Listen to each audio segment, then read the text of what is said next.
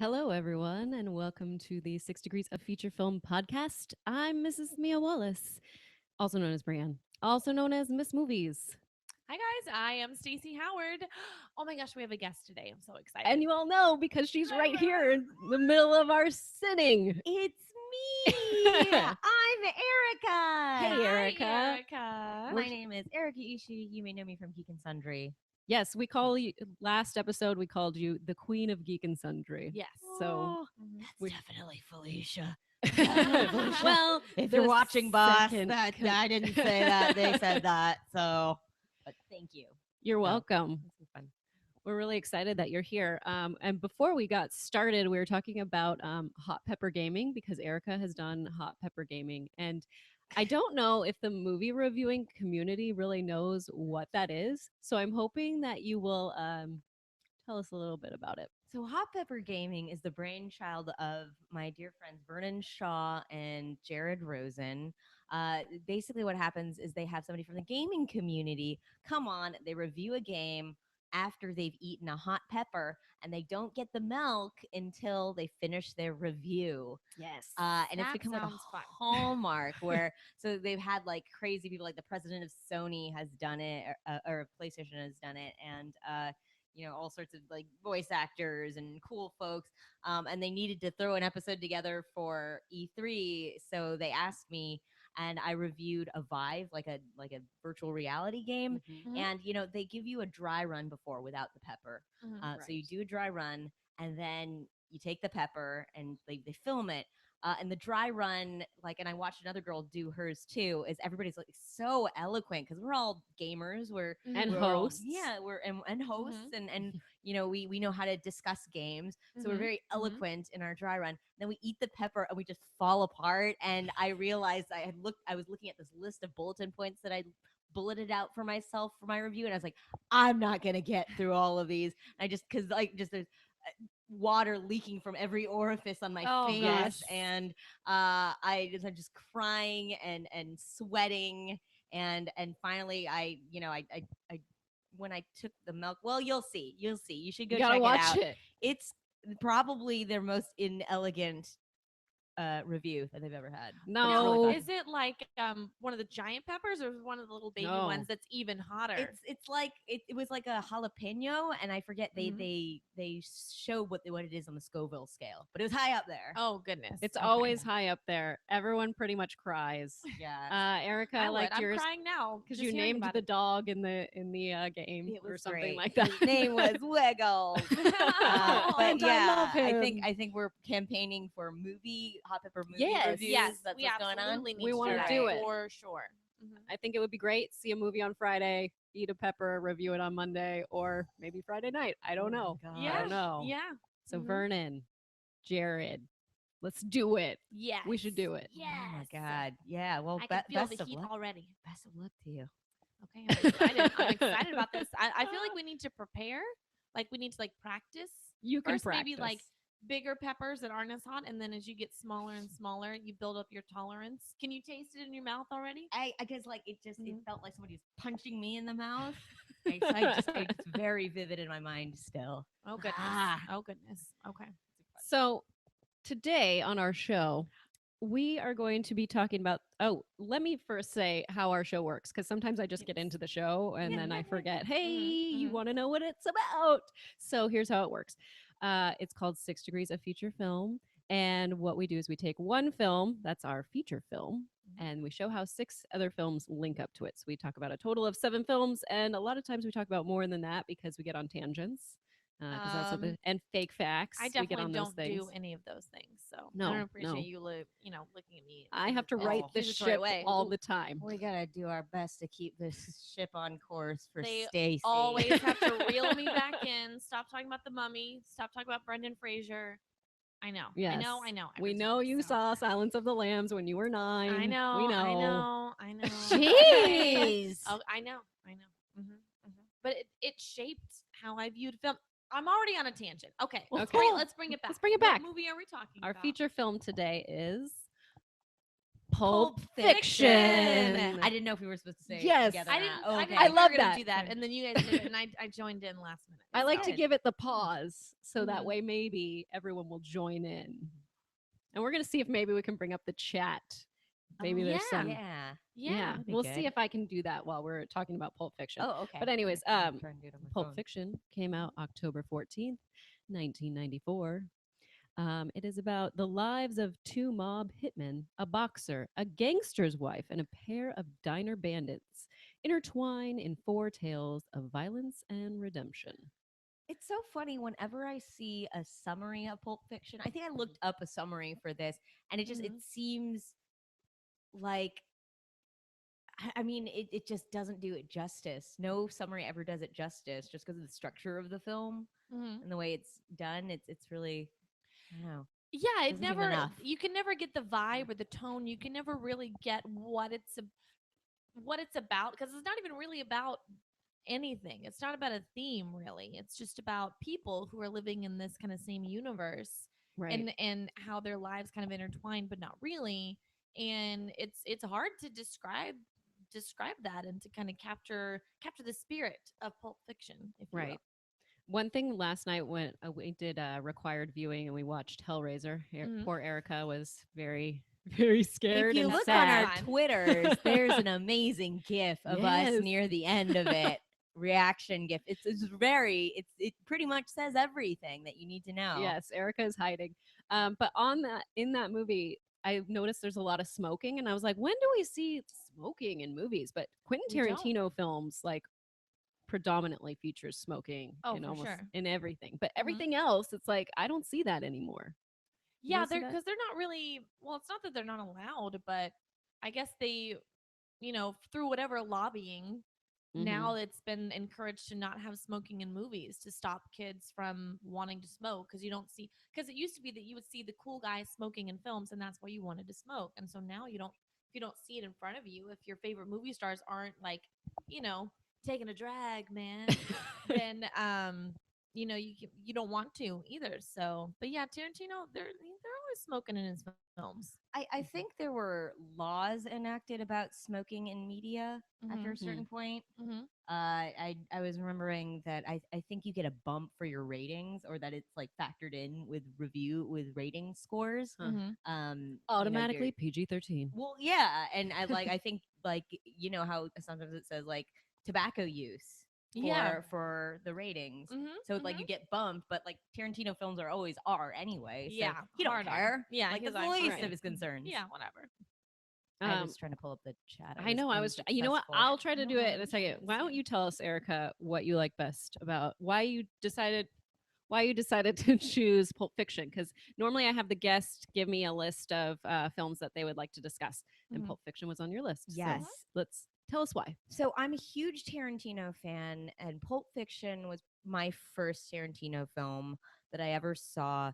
It's very much a filmmaker's film. Mhm, Tarantino, all of his films are just so rich with cinematic love. Mm-hmm. Whether it's direct references to film, there's the I'm sure I'll get into later the unified theory of the Tarantino universe, Mm-hmm. how it all revolves around film. Mm-hmm. But it's very much a filmmaker's film, Mhm. and also it's just so rich with references to filmic history. Mm-hmm. Whether it's Japanese cinema Mm-hmm. or blaxploitation or the Hong Kong films. There's just shots and references that are great. And beyond that, he adds his special Tarantino-ness to everything, where it's all of his. I love his dialogues. His characters talk about really nothing and mean everything, and it lays out their entire character history in just these amazing little exchanges. And I love that about him. And it's very good in Pulp Fiction, like the two hitmen, like it just saying like it's about two hitmen, but it's like Yeah. they're two But it's hitmen so that much have more. yeah Mhm. they have this rich dialogue together. Mhm. They talk about foot rubs and the Royale with cheese. Yeah. Dialogue is so good because it's just like hitman. The way they are portrayed in cinema is they were always these stoic these hitmen, they're these Mhm. thugs, but that Yeah, these silently creeping in the corners and choo, you're dead. But they this is like can't be like that all the time. yeah, surely they have to have conversations in cars and be nervous about going on a date with a woman, or you know what I mean, like they're normal people, and it takes you out of they're a hitman mentality and into this is just a life, this is the job and life of two men, but they happen to be hitmen. Yeah, they're people. Yeah, they're people. Mhm. Somebody said, "Oh yeah, we've got the chat. You're so brilliant. Yeah, You're hey so guys. brilliant. Okay. Thank you to our tech wizard on Woo! this stream." The arm in the corner, right over there. But yeah, it's me. m- I'm the arm. Mojo puts it well, and when they say that Tarantino is the master of small talk. Yes. Mm-hmm. Good job, Mojo. He reveals a big amount in small dialogue. Yeah. Mm-hmm. Mm-hmm.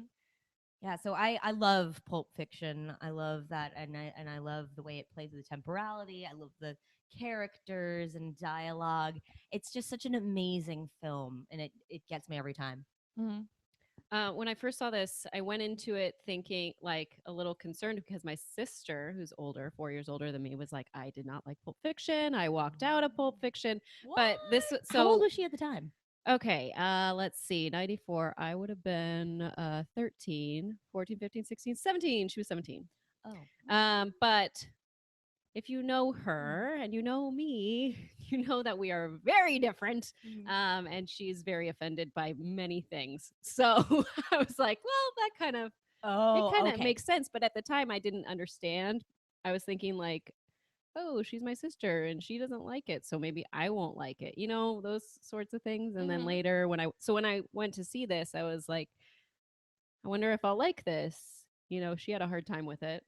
And I did, and I was like, "What's wrong with me? Why am I not offended by Mhm. this?" Not only was I never really offended by anything, but I was curious about a lot of stuff that happened. And I remember seeing this when I was obviously, you guys know I see movies way too young that are inappropriate for me. I think my parents just didn't really care. I might have been 12 when I saw this movie. Great. That's 3 Good. years after Terminator. Yeah, Then yeah, exactly. And well, no, I didn't see when it came out. Like I just saw it when I was 12 years old. So I didn't see it in '94. I would have been 4 years old, but I saw it later, probably on VHS. When my parents were away from home and my brother was watching me, and he didn't care. He's my older brother. He's like, I don't know, just watch what you want, whatever. I'm playing video games in my room, so I would just watch anything and everything. And I remember being introduced to a lot of scenes in the movie that I'd never heard about anything dealing with that or seen anything like that. And just being very much like, you can do this in movies? What is happening? It was so different from anything I'd ever seen. And I mean, just my little 12-year-old mind was like blown by what you could do with the film and story and characters and dialogue, as you were saying, because it was so different from everything else. So I just it it changes how you look at movies, kind of. It changes how you deal with character and story and how you look at a film or a director's body of work in general, I think so, and what you can do with it. And we're going to be looking at that body of work. Are we? Yes, Yay! with some So other exciting. films. Are we ready? Do we have any last words on Pulp Fiction? Well, just there's that also. My mom really appreciates the film. It's the weirdest experience watching it with like a parental figure. You Sure. never know what they're gonna think, but my mom is a film person. Mhm. Okay. She loved it. And now thanks to my chat, purchased for her a bad motherfucker wallet oh that nice. she uses. And when she comes home at night, she puts it into her little kangaroo. I got a little ceramic kangaroo. I love it. Yeah. That's so cute. There's lots of fun trivia for Pulp Fiction, like the bad motherfucker wallet was actually Tarantino's wallet. That was his. I believe it. And he just gave it to Samuel L. Jackson. And also Vincent Vega's 1964 Chevelle Malibu convertible belongs to Tarantino, and it was stolen during the production of the film. So in 2013, a cop saw two kids stripping an older car, and he arrested them. And when he was searching the vehicle, he found the original VIN number and realized it was Tarantino's car. So years later, He gets can it you back. imagine? Comes back. Yeah. It comes Oh, back. my Can husband you has a imagine? crazy story about like a car that was stolen and lost for what, over 20 years, 30 years, and like went back to its original owner because the What? person finally decided to bring the car out to like drive it. And then he Mhm. walks up and is like, that car looks really familiar. Wow, I had a car exactly like that. That is my car. What? That's crazy. Can you So imagine being funny. a kid and being like, "Oh, I have the car from Pulp Fiction where the guy was shot in the back and the blood." Like, can you? I can't even. I cannot why they even stole imagine it. that. That is totally, totally crazy. Man. Uma Thurman originally turned down the role, and ended up Tarantino ended up just reading her the whole script over the phone, and finally she was like, "Okay, fine." The whole The script It's in Tarantino. Hey. Tarantino's voice. All right, Settle open the in. jar. Yeah. This is going to be a long night, Uma. I need you to settle in. Strap down. Settle your stuff in. I also wanted to note that it won an Oscar for Best Writing Screenplay, Yeah. written directly for the screen by Quentin Tarantino. It was also nominated for Best Picture, Best Lead Actor Travolta, Supporting Actor Sam Jackson, Supporting Actress Uma Thurman, Director and Film Editing. So it was nominated for those things. Lost out to Best Picture. Forrest Gump won that year, and also nominated was The Oh. Shawshank Redemption. Oh man, That was hard. What a Shawshank and good Pulp Fiction. year. That would have been really, really hard to choose. Oh, there's also the question: what's in the case? What do you think was in the case? Okay, Okay. so this is the crazy. theory. Clearly, you have something. I want to hear what you Well, say I mean, I know there's all the different theories, and one is that it's Marcellus Wallace's soul. first. Yeah, Yeah, I like And that then one. Yeah. if you sell your soul to the devil, it escapes through a hole in the back of your neck, and that's why he has a Band-Aid back Mhm, there. So mhm. that's one theory. And then there's other theories that intertwine with Tarantino's other films and his whole film universe. So what do you think is in there, Erica? I'd I like want to to hear know. what I you. want to know. I would like, yeah. Same thing. Same thing? And Okay. Probably because I read that somewhere. So when I was younger and I first saw that movie and they open up the briefcase and it shines that light out, Mhm. for some reason my first thought was, I bet it's Fabergé eggs. Because they're golden. I don't know. I guess it says something about what I thought was really precious when I was younger. Yes, I love that. But I'm not sure why I might have thought that, or what possible evidence I have to support it, other than Those are really valuable. they're really They're- and, valuable. you know, a lot of them go. I watched a whole documentary about Fabergé eggs on Netflix. Stop it right No, now. I really, really did. It was super fascinating because there's only like 200, right, in the whole world, and it was all about the Russian family and the Tsarist era, and just This is incredible. going off on a tangent again, always, always. But it's super fascinating. I forgot the name of it. It's somewhere on Netflix. Just Google like Fabergé egg documentary. Well, clearly I then have to find it. watch this. You I have to watch watch this. You do. So fascinating. You're destined. You are I destined. bet if I to watch this, I'll come up with real good responses about why it's Fabergé eggs. you'll think of like which eggs were in the case because they go over all the different eggs because everything's a different design. Everything's very unique, and they were created for different holidays and everything. I can't even get into the whole story of Fabergé eggs and the whole company, and it's like a father and son. Okay, I'm not even gonna get into it, but I really can't. But you're gonna be like, oh, I know what egg is in there because it was the most gold one, and yeah, okay, Mhm. okay, Nice. Fabergé eggs. Fabergé eggs. And it's just such a rich tapestry of a film. All of the little ends weave in together. There's all these references to other points in the movie. Like, people will point things out and they'll blow my mind. Like And what? I mean, just things I can't think of anything on the top of my head other than I mean, they're talking about how the reason that Vincent is always like trying in the bathroom is because like he's got the heroin poops. I 'Cause, was like, going to say Oh. IBS. Is that a thing? Heroin yeah, poops? yeah. I Huh. think it's like a side effect of like if you're like Oh. when you're doing heroin and stuff, and you just gotta go to the bathroom all the time. Mm-hmm. So Or it's like when you do heroin, you don't really have to go. So then once you kind of stop or it wears off, then you really have to go because you haven't been going. Just like in Train Spotting. yeah, I it's not that was not something that blew my mind, but just something of like just like little details of the film where there's little recurring themes, or some tiny event will lock into another one, that just are really good filmmaking. It's just very good filmmaking. Mm-hmm. Plus, this is the film that we get the definitive proof of everything locking into the unified Tarantino Right. movieverse Yes. theory, where Mhm. Mia Wallace plays. She's in Kill Bill. She talks Mhm. about the pilot that she was in, and it's essentially Kill Bill. Mhm. Oh, Oh, but and the then assassin also that The lady. assassin. Vincent Vega is the brother of Michael Madsen's character from Reservoir Dogs. Right. He actually Mhm. confirmed that, I think, right? Yeah, yeah. Tarantino was like, yeah, they're brothers. How does Um, Hateful Yeah. Eight go into this universe? Oh, I don't know. I don't think we know yet, but I think Hateful Eight might have been a movie in the universe. So if you don't know about the Mm. theory, which I'm sure you all do since you're movie people, it's that every movie that Tarantino makes is either exists in this universe of his, or it is a movie from this universe of his. Mhm. And it's all the reason that all of his characters that exist in his universe are obsessed with film is because everything branches off from when Hitler was killed in a cinema back in World War II in Right, Inglourious yes. Bastards. So Mhm. like there's a timeline that happens, then it splits off into where everybody cares about movies, where pop culture movie trivia is just the norm. That's why they talk Oh. about it. Mhm. And then a couple of films that he does, like Kill Bill, I think, and there's a couple of others, and I think Hateful Eight, they're films that exist within that universe that have been made in that universe.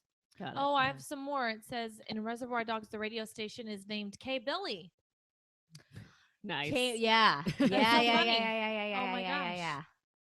There's Yeah. there's so many little interesting trivia things. I Yeah. love it. I Yeah, could yeah. read the trivia on IMDb about Pulp Fiction or any Tarantino film for hours and hours and Mhm. hours because there's so much of it. And like fans will come up with their own theories and submit it, and I think it's super fascinating. Mhm. That's so great. Okay, so from Pulp Fiction, we are going to talk about 2 Tarantino films. We're branching off. We're doing That's our our little link. bracket. So which movie do you want to talk first? Let's Miss go Movies? to Jackie Brown, which came out Ooh. December 25th, 1997. And I noticed that another film we're doing also came out December 25th. And I was like, this is kind of like his new thing. Like he like brings Christmas things movies? out on Christmas now. Mhm. So there you go. This is about a middle aged woman who finds herself in the middle of a huge conflict that will either make her a profit or cost her her life. Ooh. This is starring Pam Grier as the main character, Jackie Brown, Samuel L. Jackson, Robert Forster, Bridget Fonda. Hey, Bridget Fonda, where have you been Whoa. all my Yeah, life? We were just talking about that Where last have night. you been, Bridget Yeah. Fonda? I mean, I know you did Lake Placid, but let's come back. Michael Keaton and Robert De Niro. I guess this wasn't technically like a original work of Tarantino's. This is like based off of a character. It's based off of an Elmer Leonard book, Rum Punch.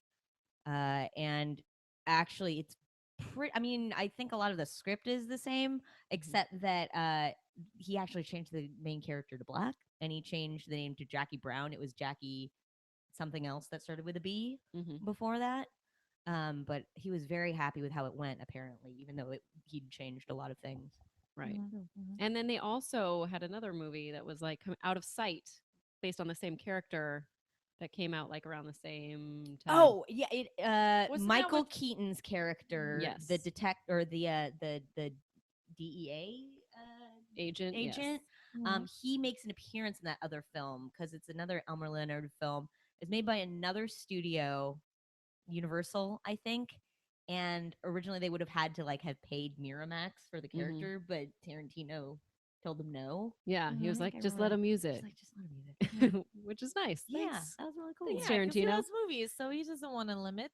He's like, no, go forth, do it. Do Robert it. Forster was nominated for Best Supporting Actor for his role in this, and lost to Robin Williams in Good Will Hunting. But I was shocked that Samuel L. Jackson wasn't nominated for an Oscar for leading role, and Pam Grier too as lead Yeah. actress. Those are two like dynamite performances, and I think Quentin Tarantino was also pissed about that as well, Mhm. rightfully so.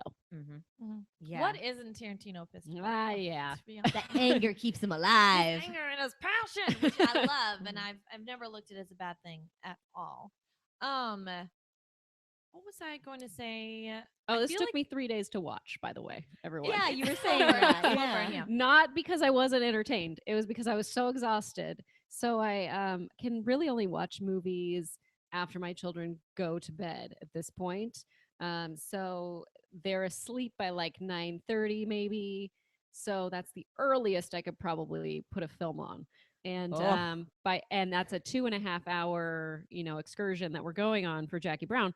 So I watched maybe an hour and then I had to turn it off. I think I probably fell asleep towards the end, and my husband was like, "Should I turn this off?" And I was like, "Yes, I will start tomorrow." And then it expires after 24 hours if you rent it on Ah. iTunes. And I was like, "Well, I'm going to be renting this again." So then I rented it again a few nights later when I had time, watched it for another hour, and was too exhausted to watch the rest. And then in the morning, watched the last 30 minutes. So I had to watch it in 3 parts, but that's okay. You're It a was great. trooper. Dedication to the great. craft. I loved it. And it Giving was your one of money to those the that I was movies. shocked by because it was so different from any of his other films.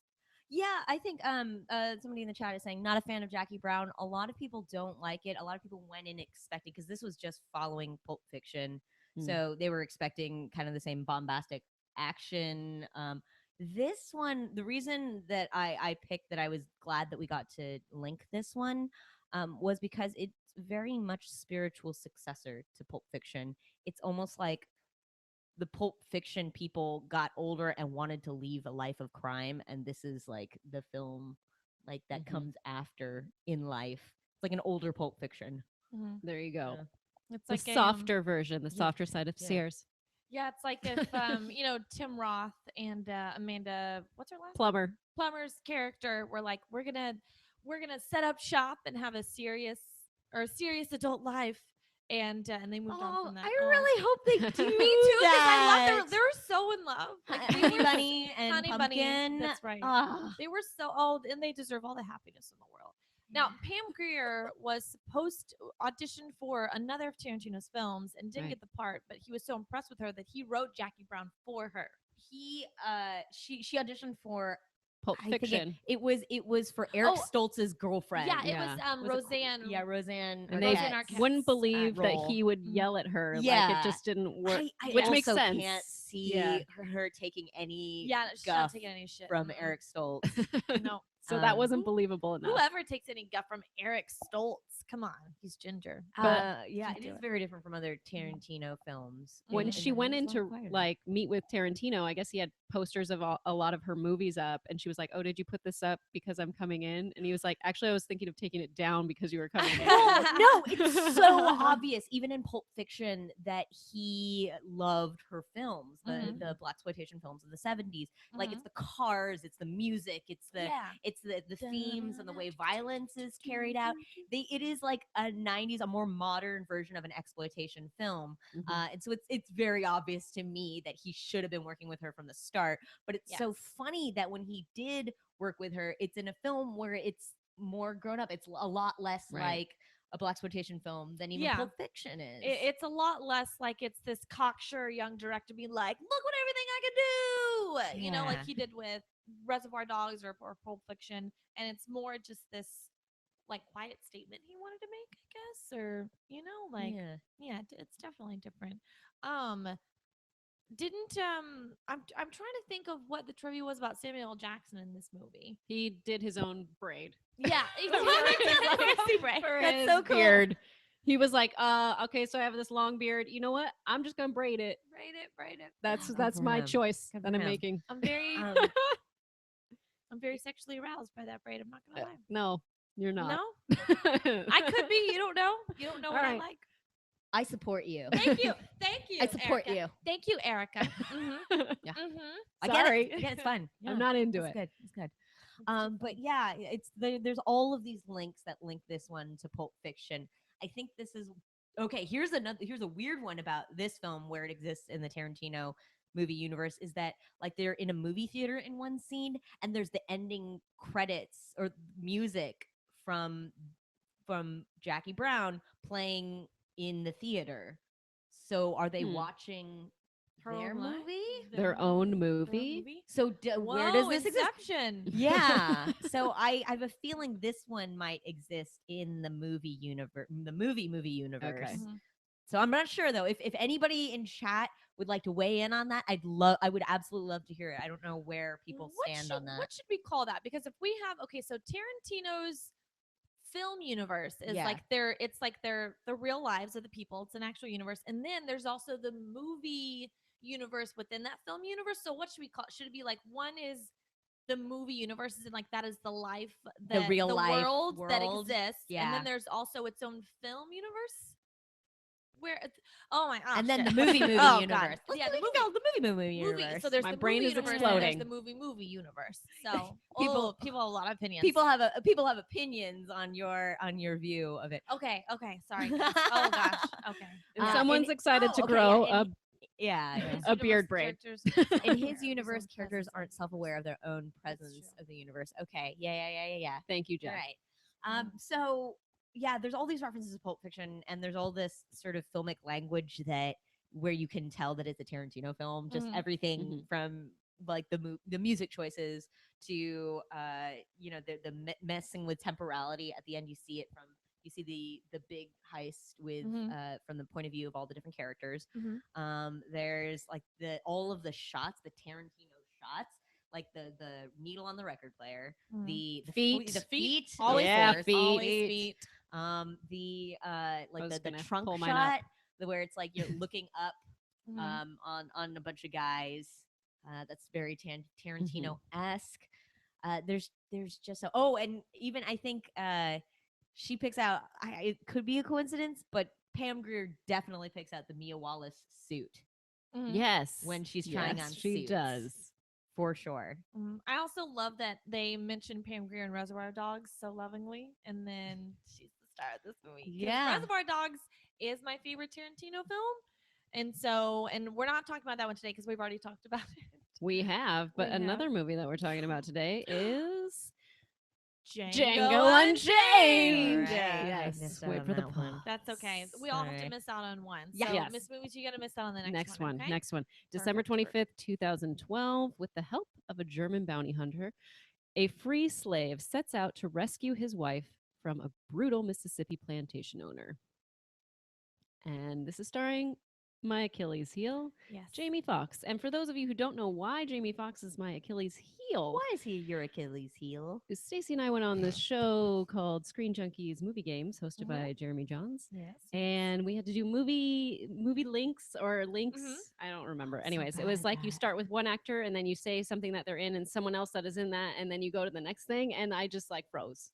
It was like So- Jamie Foxx, and I was like, he was in Ray with And then I can't think of anyone else. no, you Survivor. couldn't and even then think of one. They said Jamie Foxx, and so I was like, Jarhead, which he was a Jarhead, and then we couldn't go back and forth. and then I was like, which we Pierce have a show Gyllenhaal where was we in Source literally Code? do a bracket of movies and say who was in what and keep going down the list. this So doesn't mean I know trivia or can do things under pressure.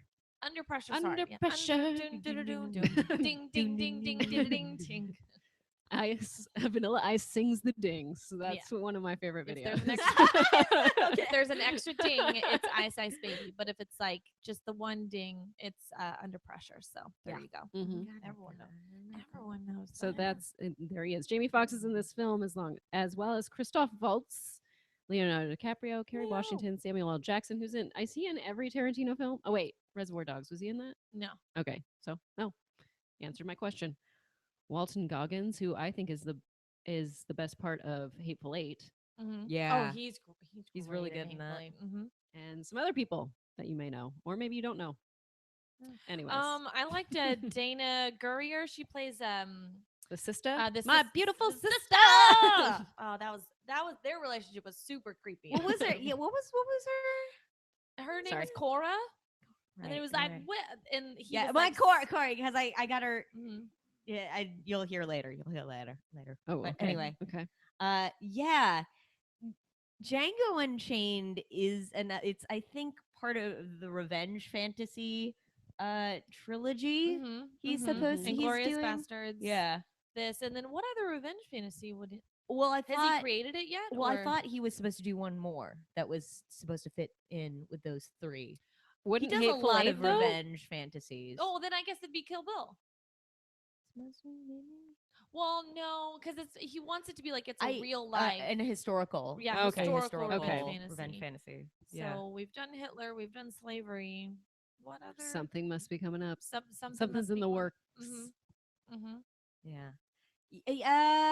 Yeah. I know Kill Bill is a revenge fantasy, And same but with I Hateful think Eight. But he stated that he wanted to do a third historical Mhm. revenge fantasy I that would love to fit see in that. with those 3. Mhm. very I good. would like to see If that. I don't am know what he would wrong, do. the internet will definitely correct me. They though. will. Yes. Yeah. Someone please tell me. Yes, that What- was it. That was it. what- Killer what- Crow. Killer Crow. That's right. What's that? It was the one with African American soldiers in World War II. And It's coming up. it could be coming up, but it got interrupted by Hateful Eight, which got leaked, Yeah. and that's Oh. why Hateful Eight Hmm. happened. The script Yeah. got leaked, and people were Mhm. like, Okay, "Mm." let's talk about leaked things for a second. Things really get leaked. I think in this case it does. It's It does marketing. because Tarantino is very much not one. He doesn't care about like publicity, publicity, stuff. press, whatever. You know, Yeah. he's proved himself already. So I think that someone genuinely. Okay. Yeah, 'cause in a lot of definitely- cases, you are definitely correct. Right. It's like, oh, guess who's gonna be in this picture? Yeah, what? They weren't supposed to know. It's Yeah, a surprise. Exactly, but Yeah. I think in this case, Tarantino was very, because it was an early draft that got out, and people Yeah. were making fun of it, and Yeah. he was not ready, and so he's like, "Fine, we're just going to do a reading of it," Mhm. and that reading got turned into Hateful Eight. Yeah. Yeah. Interesting. Mhm. One fact that I like about Django is that Jamie Foxx used his own horse. I know. in the movie. so That yeah. horse's name is Cheetah, by the way. That's super cute. He got it 4 years prior as a birthday present. It's kind of like, what do you get the man who has everything? The man who has so much money, he doesn't even know what to do with. You get him a very expensive pet. Yeah. Apparently, Cheetah, the horse. Cheetah. I, think I that's wish kind of hilarious. that they would have shaved little cheetah spots into the horse. That would have been pretty fun. Imagine like a that doesn't horse that sound has humane. like cheetah fur. I think that'd be cool. I'd dig it. I'd be into it. I'd be very much into it. So there is a scene in here that is gonna actually link up to our little link off of this movie. Mhm. It was one of my favorite scenes where Leonardo DiCaprio's character smashes his hand on like the skull Oh my god! and gets cut, and he actually got cut in that scene, and he used that pain and frustration throughout the scene. Everyone stood up for a standing ovation after he was done, and then him and Tarantino liked it so much, and then Kerry Washington joined in and was like, let's take the blood and do something with it, and decided to Not like, real- smear it not all the over his real face. blood, Not real blood. guys. That is fake blood, but he really did get injured, and they used that in the scene to then form what is the most haunting images in the whole movie, I think, which is him like smearing the blood and like grabbing her face, and it's so like violent and real and like that it made the movie for me. I was like, that is a scene right there. And Kerry Washington's reaction is so good. Everyone's so great in that just horrifying dinner that they're all having, and this terrible conversation and language that's going on, and that scene just like really freaked me out, but I like loved it at the same time.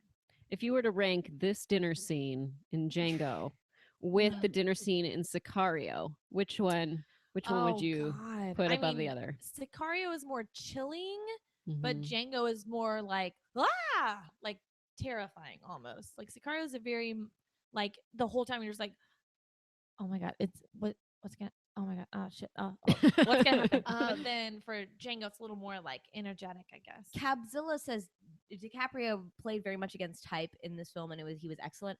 I agree. I find that a lot of Leonardo DiCaprio's work is very samey, and I don't care for it that much. And it's always him like mourning his dead wife, and he's very sad. It's safe. Yeah, it's very safe choices. and he knows that it's kind of like gonna rack him up credits for drama for Oscar, but I never find it incredibly compelling. This role, I felt he went out of his comfort zone, and it really paid off, and I believed him, or I was very intrigued by him. And it was hard for him too, because he was saying like he had to stop during a scene because he was just so frustrated about all the racial slurs and things he had to say. And Tarantino came back to him and said, "Motherfucker, this is just another Tuesday for us." Yeah. I was like, "Yep, on a Tarantino set, it is." Yes, exactly right. Yeah, he very much. hesitated to take the role, I think, but and it was the first time he'd played a villain since The Man in the Iron Mask. Because remember in that one he played the good brother and like the bad king. Yes. And so, which that's an underappreciated movie. I actually like The Man in the Iron Mask a lot. But Like for comical reasons? for comical reasons Okay, a little bit, okay. yeah. Because his face would not be like that. His face would be completely like mauled and deformed after being Right, in a mask for yes. 12 years. And I'm not even going to get into the The physicality of everything, logistics. into the logistics of everything. But yeah, he very much, and because like you were saying, I mean, I think he deserved an Oscar more for this movie than he did for like The Revenant or anything else, Yeah, I or think like so. The Aviator or Titanic or anything else he's ever gotten a nomination for. Because like you said, it's all one note, and it's a good note, honey. Keep It's good. playing I that mean, note. he's good. I like it, He's good. But I never find it especially compelling because I've seen it all before. Right, right. But yeah, this one and somebody points out, Brandon is saying he's gotten his Oscar now, so maybe we'll see him take more risks. That'd be nice. That'd be cool. He's like, all right, I did that. Be more, Did a little it, more playful. check it off. Yeah, I like him. I like him as a villain. I do. I do. Yes. I like him a lot because he's so dang cute and handsome. And Yeah. then to see Yeah. him play something evil, Right. And It's then like you're just- the Ted Bundy effect, right? yeah, You where know, you're like, you're not expecting the person to be a serial killer. yeah, That's what we want from Leonardo DiCaprio. We're not Yeah. expecting that. And then we get that. I want to be terrified by him. Anyways, Django, guys. Django. Yeah. Hooray. Yeah. Will Smith, Idris Elba, Chris Tucker, Terrence Howard, Michael Kenneth Williams, and Tyrese Gibson were all considered for the role of Jeez, Django. some of those people I just don't. I mean, Mhm. I would not have expected necessarily. And then Cuba Gooding Jr. wanted, campaigned hard for it. Oh, and yeah. Tarantino just came back with back no. in the day, he could have done it. Not now. Chris Tucker. Chris Tucker is where's Chris Tucker? I miss Well, he him. wasn't Jackie Brown. He wasn't Jackie Brown. So That's there you right. go. He and I loved him in Silver Linings Playbook. He was so good. I was Yes. like, Chris, where you been, boo? What's happened? He was so good. I want him in movies again. And actually, Tarantino wrote the role for Will Smith, and then Will Smith eventually and Will Smith Wow. turned it down. What? Yep. I don't know why. The story that I heard about Tarantino writing parts that really, really got me was that apparently he didn't tell Samuel L. Jackson about all of this until a little bit after he'd written it.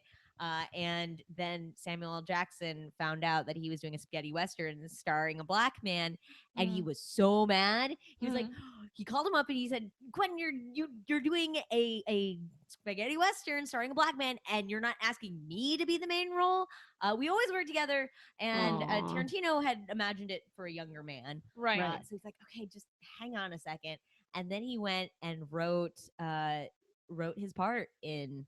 He wrote that character in, because he got mad at him. Because he's the Mhm. best. He's terrifying, and also, I mean, it's just there's a lot to unpack with that character.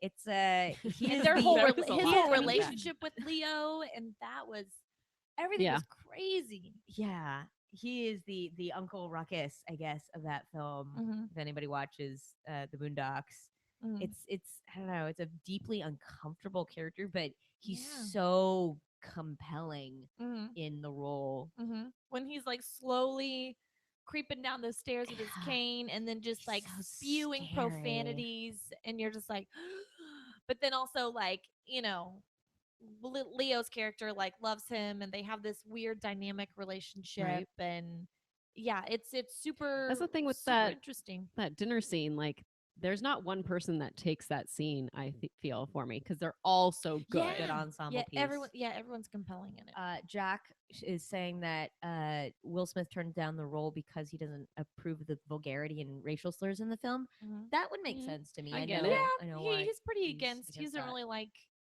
cursing. There's actually Yeah. some fun trivia about that.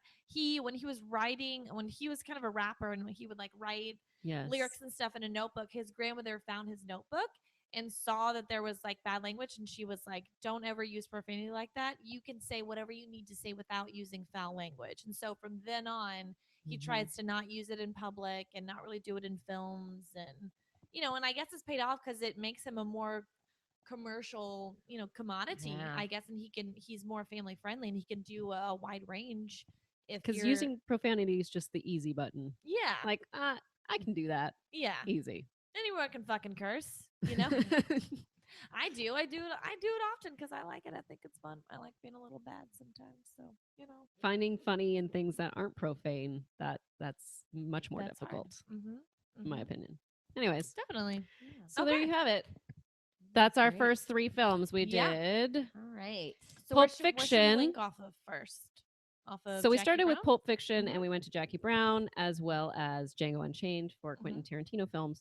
And now Erica is going to link off of Jackie Brown and we are going to link off of Django Unchained. Mhm. Where would you like to start? Mine were a little bit of a gimme. Okay. It was just I took the easy way out.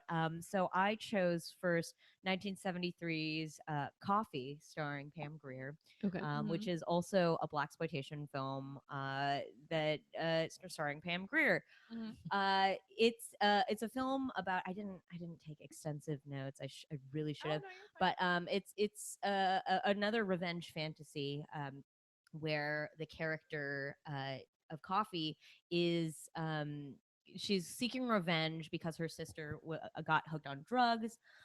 She's trying to take down the man and better the neighborhood. Mhm. And it's got the reason that I linked it up with Jackie Brown is because uh, it's very directly influenced it. There's like sections of the score from Coffee are directly lifted and put into Right. Jackie Brown. Mhm. That was one of the posters that Tarantino had up in his office when she came and auditioned. The It's very much there's Jack Hill, the director of that film. His name appears in when she's looking at the apartment listings. Jay Hill is one of the names listed, and that is a direct reference to him. And it's very much like Tarantino. Like we were talking about his different influences: Japanese cinema, Hong Kong cinema, and blaxploitation films. There's the cars and the music. Everything is and the themes and the sensationalism of violence, and in Jackie Brown's case, uh, guns, and in the case of Coffee, drugs, is very much in his wheelhouse. So I decided to link up that one. Have either of you Nice. seen the I have film? not seen it. No, I haven't. No. Where can we find it? Can you get it on like iTunes or I don't know about probably? iTunes, It's probably on actually. Amazon Instant Video Probably. for like $2-3 to rent. Yeah. I'm gonna get it. But yes, that's the tagline was they call her Coffee and she'll cream you. And That's clever. perfect. And another theme that is arguable in this film that is very similar to Jackie Brown is female empowerment, because there's been a lot of scholarly discourse about female empowerment and Black empowerment in blaxploitation films. There's one side, and like the NAACP spoke out against them and said that they felt that they had harmful stereotypes of Blacks, that they really showed, like, especially Black men in roles that were like pimps, like they glorified them as pimps or drug pushers, and that it was not. It was setting people back. Setting Black rights back after all of the grounds that they were winning in the 1970s. However, there's another camp that feels that Black people in cinema up until that point were always just kind of props to play against white people. They didn't have any identity of their own, and this was forging an identity for them and showed them in a multifaceted way that we'd not previously seen. So it's very much up for debate, and I can see either way, to be honest with you, because if we look at it through the lens of today, it is, I mean, it is harmful.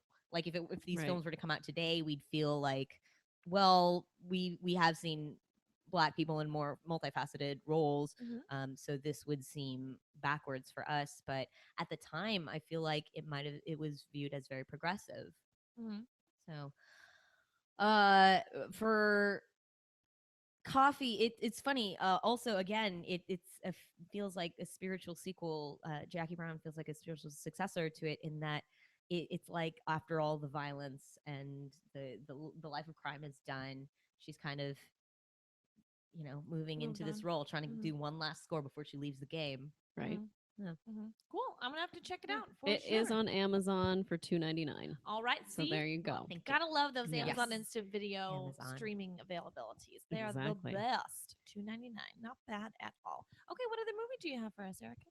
The Yes. other one was also taking the lazy way out. I picked Foxy Brown. Ooh, Oh, I haven't seen Foxy Brown. I was hoping you were going to say Jawbreaker. Oh, But- yeah. Oh my God, I love Jawbreaker so much. I know you'd mentioned that when I was like, oh, I should. But I Okay, wanted to tell talk us. about Foxy Brown because, as the title suggests, Jackie Brown was lifted directly from Foxy Brown. Right. Foxy Brown was a 1974 film in which Pam Grier plays this character, Foxy Brown, who is.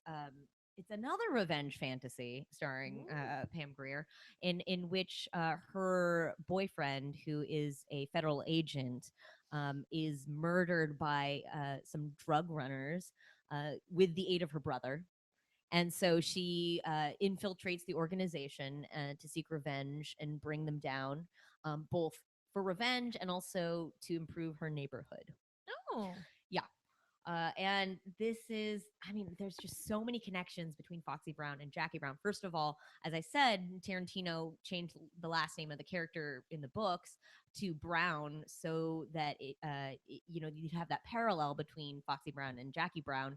He hired Pam Grier because he admired the movie so much, Right. and it feels like once more a spiritual successor. Like this is a grown up Foxy Brown. Like I can totally believe that 20 years later, Foxy Brown changes her name to Jackie. Mhm. She gets a There job she as an goes. airline stewardess. She Mhm. wants to score one last time before she Goes legit. she goes legit. Mhm. And it's very much supposed to be kind of a sequel. Like it feels like it, and there are all sorts of references. Again, the music, the score is there's a lot of the same. There is Jack Hill, who also directed Foxy Brown. Again, his name appears Mhm. in the lists. And the font for the Jackie Brown poster is Oh, the yeah, same it is the as same. Foxy Brown. I just Nice. looked it up on IMDb. So it is on Amazon as well for $2.99. Sweet. But yeah, I saw the font on it. so- There's Jack says, did you know that Foxy Brown was a blaxploitation double feature film?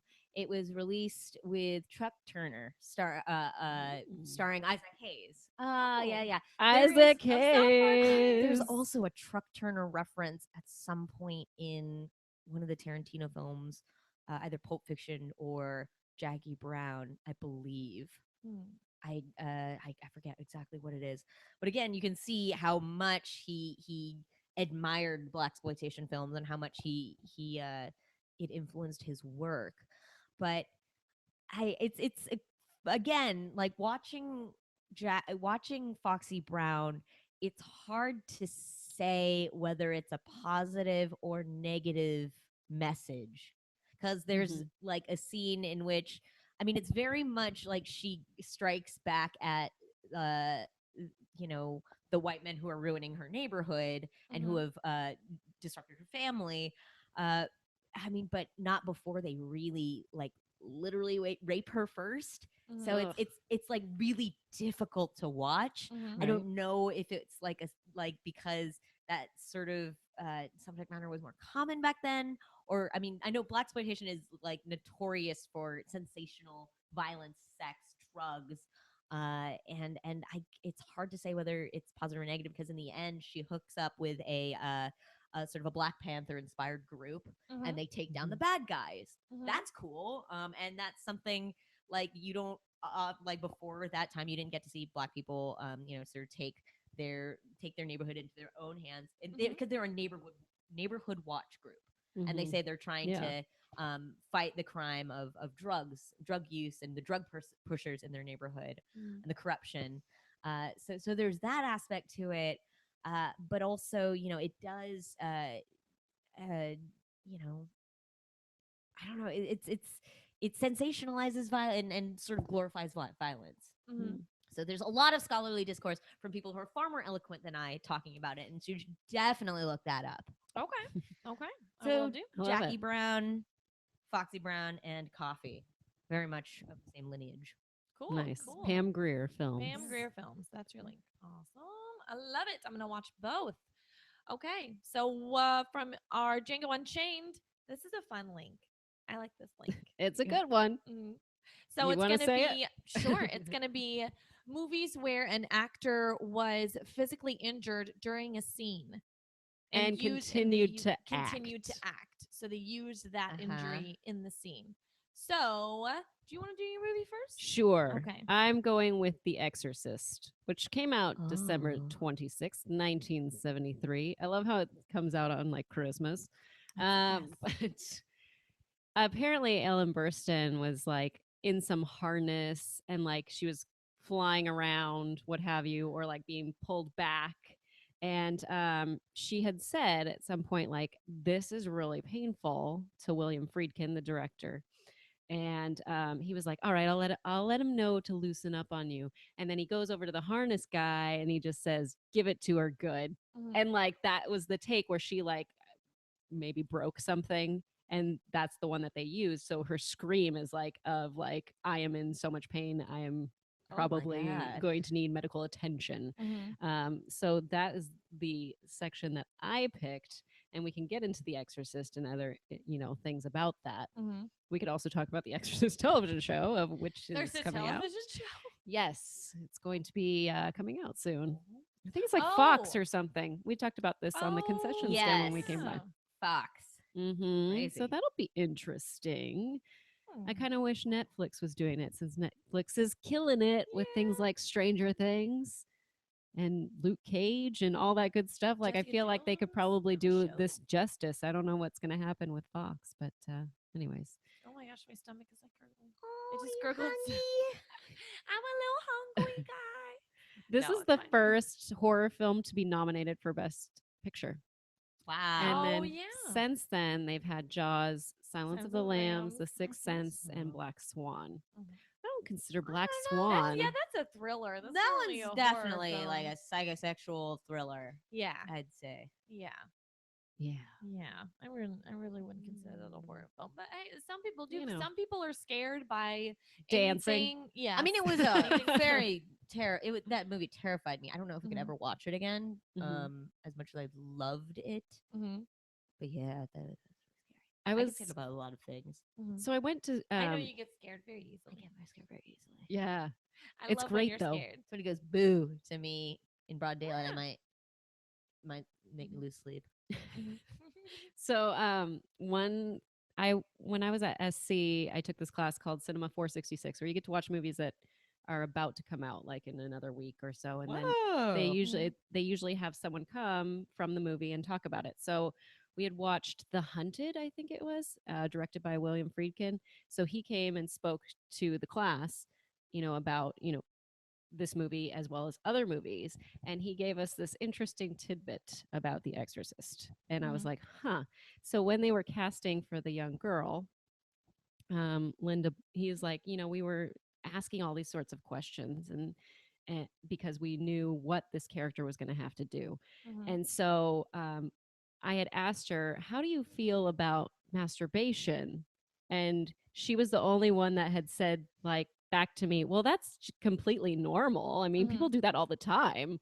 What did the So, other kids say? like, what is that? Or, Oh, like, yeah, sure, I they're guess, yeah. 12 or like, oh, 13 years old, yeah, and that's some old gross. man is asking them about masturbation. So that's what got her the job, because she was so like, Oh yeah, this everyone is does what it that. is. I gotta say, How do you just from feel? what you've said Yes. about this director, he seems like not a great person to Right, work with, right? especially as a woman in Hollywood. Because like Yeah.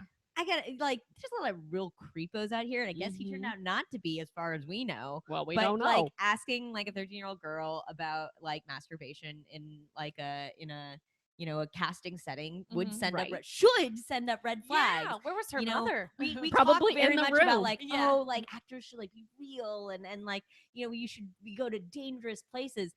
it's acting, yes. Yeah. Like you have to be able to be vulnerable, but at the same time, like even like method doesn't ask you to put yourself in danger. Mhm. Your health is of paramount importance in acting.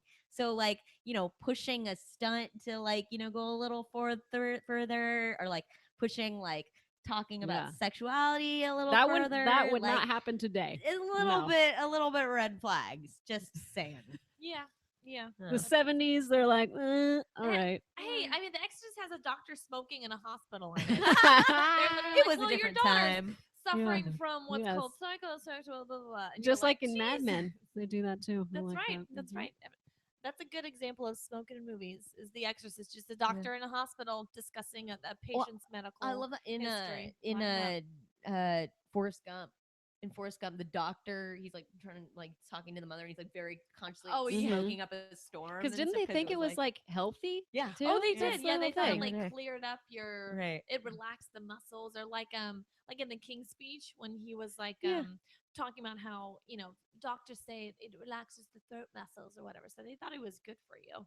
Hmm. Everyone did it back in the day. Anyways, Exorcist. The Exorcist. Stacy. It's one of my favorite good. movies. I do love The I Exorcist. It's not one of my favorites. You must but understand my dilemma.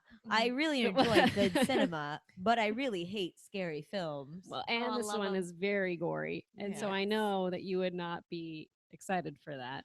I mean, I loved that, people would pass out in the theater.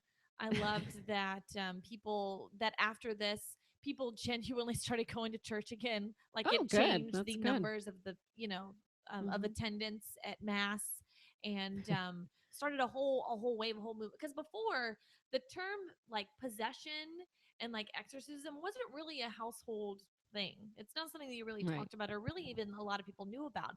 And then after this, it's like anybody who was dealing with, any kind of mental health issues, it was like they're possessed. It's the devil.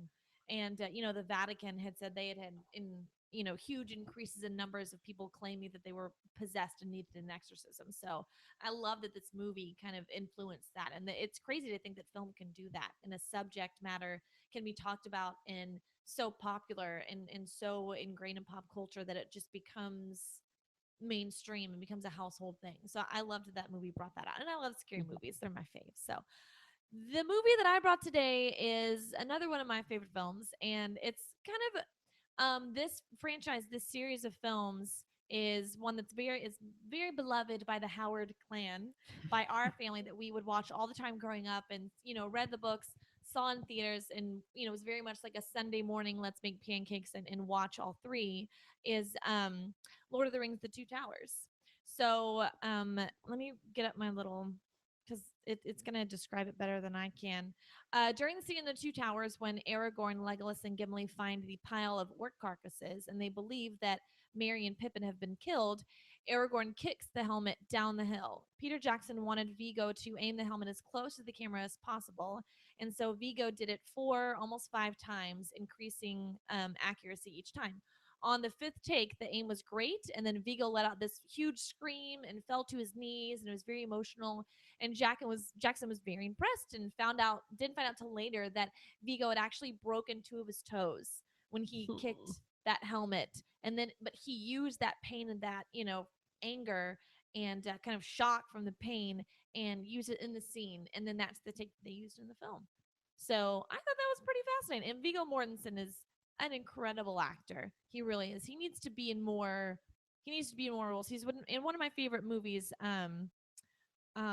Eastern Promises. If you guys haven't seen that, he is incredible and plays like a kind of a Russian gangster, but you don't really know what side he's on. It's one of my favorite movies. I keep saying that about all these films. They're one of my favorite movies.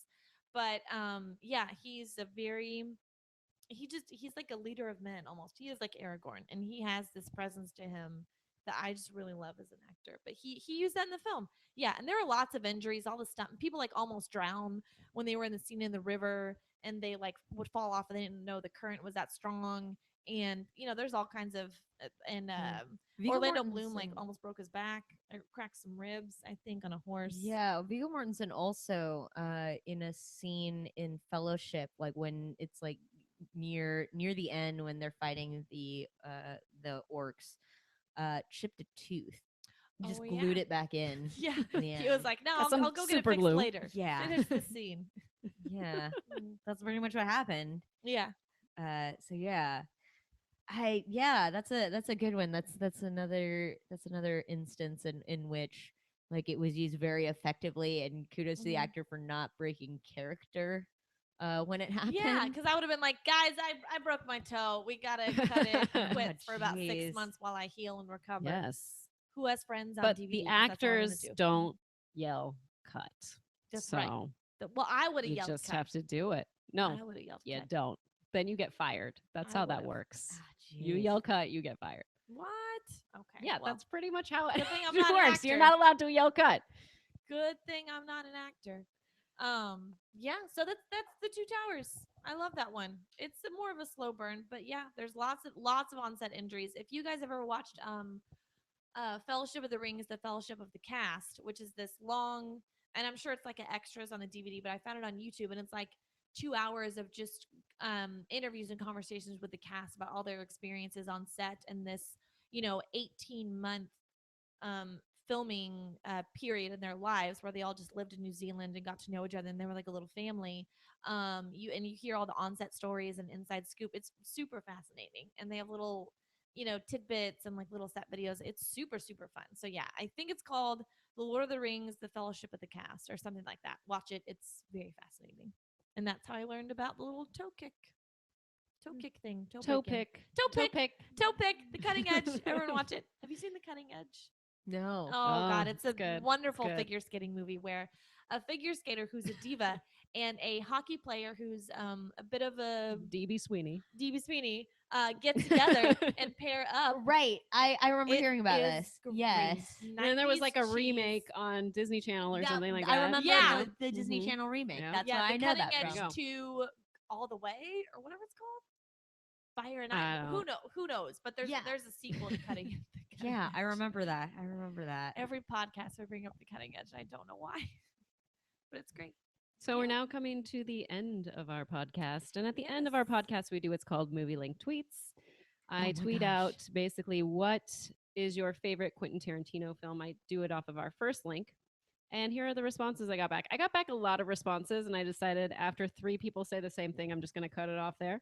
So I apologize if you tweeted at me and I am not reading your name. Mark Tordai, Ryan, and Colby Bean say Django Unchained. Tyler Myers, Daniel, and Joshua Howe say Inglorious Bastards. Corey Wagner says Jackie Brown. Benjamin McElroy, Travis Fizakis, and Dustin Jacobs say Pulp Fiction. Darth Crunnell and Dr. Zoidberg say Reservoir Dogs. Kevin says The Hateful Eight. Dark Lazarus says True Romance, even though he only wrote it. Hector Navarro and Taylor Simpson and Adam Halavic say Kill Bill Volume 1. Nice. And No love for Kill Bill Volume 2. Interesting. that's my favorite. Very interesting. So then, obviously, we always try and link it back to Kevin Bacon because 6 Degrees of Kevin Bacon is always fun. I gotta say, I'm so bad at that because I missed all of like the Kevin Bacon 80s films. Like I Yeah, still me haven't too. seen all of those, so I don't know. Can't necessarily link folks up. Like Yeah. the one that I always think of off the top of my head is Frost Nixon, and that's the only one. The I only got. Kevin It's the only Bacon one. So you film. got to name an actor that's in that one. I always just go Okay. for loose. But Kevin Bacon was in JFK with Frank Whaley, who was in Pulp Fiction. So that one was pretty easy. That was a pretty quick Okay. one. Now we come to our Miss Movie's favorite part of the My show. favorite part. Least favorite part. She forces me to do this every time. Nah, I like it. It's pretty fun. Would Pulp Fiction be better with Rocky? So this is if Sylvester Stallone played Rocky, played Mia Wallace in Yes. Pulp Fiction. So Oh, I'm about to do great. my Rocky is now impression. Mia Wallace. All right. I do believe Marcellus Wallace, my husband, your boss, told you to take me out and do whatever I wanted. Now I want to dance. I want to win. I want that trophy. So dance good. There you go. It's bad, I know. You didn't I do know. your yo. Dance good. Yo, I want that trophy. It's bad, I know. Every time. Oh, that's No, it's great. great. It's Ah, great. that's great. You picked a good one too. It's a fun a good line, one, right? too. It's a fun line. Yeah, so there you go. That is that's Pulp Fiction Yeah, with it's funny. Rocky. You'd asked if I'd like did any bad impressions or anything I wanted to do it, but then my one bad impression is Christopher Walken, who Uh-huh. already Oh. is in the film and already has an Yeah. amazing monologue. So that wouldn't have worked out quite as funnily as that You one. could still do it. You can totally still do it. You could be a different God. character. Yeah. Anyways. Do you do now wait, Miss Movies does a good I do a good nothing. you do a good Grover. Grover is Really? pretty good. Just do the last one now. I want to dance. I want to win. I want that Oh, trophy. God. So that's good. Do it. Okay. I haven't done Do it the in a last while. You can do it. Now I want to dance. I want to win.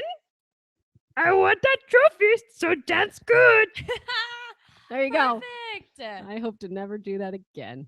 They're saying do it, I'm gonna Erica. do You have it. to do the Yeah, one. yeah, You have to yeah. do the last line. All right, Last yeah. line. Yeah. Now I want to dance. I want to win. I want that trophy. So dance good. Yeah. good. I liked it. That was pretty good. Oh, sorry about your head. That was Oh. pretty good.